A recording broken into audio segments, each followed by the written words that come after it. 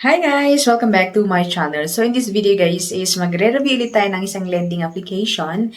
And ang lending application na ito guys ay nagpapautang daw sila up to 100,000 pesos. Kasi ayon sa kanilang application guys is loan amount 1,000 to 100,000 pesos. But before we go on guys, sa mga hindi pa nag-subscribe, mag-subscribe na, i-hit ang bell button para ma-update kayo and ma-update kayo sa mga upcoming videos and tutorials. I-share and mag-comment na rin sa video ito para mapabilang kayo sa mga upcoming na pag-giveaways natin. So let's go!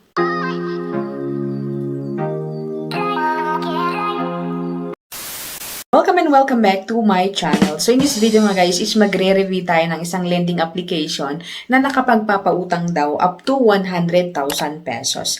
Ayon dito sa kanilang application, product details, loan amount 100 or 1,000 pesos to 100,000 pesos and loan term ito is 91 days to 365 days. Ayan. And ayan din dito guys is loan period is 365 days and if you choose 10,000 pesos daw pag maglo-loan kayo. Ayan. And ang lending application na ito guys ay si Poco Cash and powered by Copperstone Lending Incorporated. Ayan. And in fairness guys, ay registered sila sa SEC. Ayan. So, sabi dito ay Copperstone Lending Incorporated na may registry number of 202105001295904. And nakikita ko dito sa SEC registry, dito sa SEC guys is parang kapatid niya si Mocha Mocha. But by the way, let's move on. Let's check kung okay ba ang application na ito or hindi. Ayan. So, by the way guys, ang lending application pala na ito guys ay hindi na da-download sa Google Play Store, kundi nakikita lang ito sa Chrome or sa Google. Ayan. So, i-search niyo po yung link na andyan sa description box below. But before that guys, ay panoorin niyo muna ang video ito para makita niyo kung okay ba talaga sila or hindi guys. Okay? So, pag open guys ng kanilang application or pag open natin sa Google, ay ito pong ating makikita agad-agad. Ayan.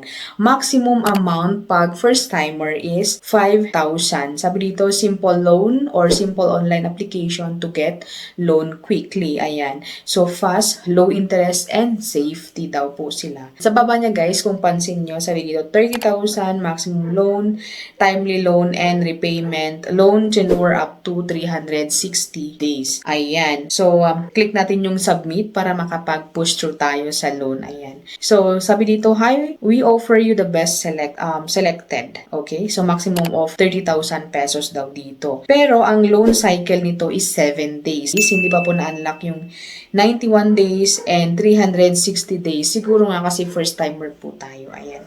And then, click natin yung apply now. Ayan. Of course, maghihingi sila ng ating phone number. Ayan. And magsisend sila ng OTP and then enter natin dito. And after which, ayan, login na natin. Ayan. So, babalik tayo na naman sa dashboard nila sa 30,000 pesos.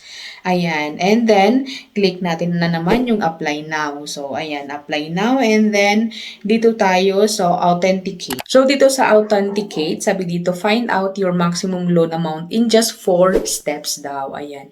So, number 1 is verify documents or verification of documents. Ayan. Personal information, contact details, banking information. Ayan. So, unahin natin ang ating personal information. So, dito sa personal information is ang ating documents like ang ating mga ID, kung ano yung mga ID na pwede dito.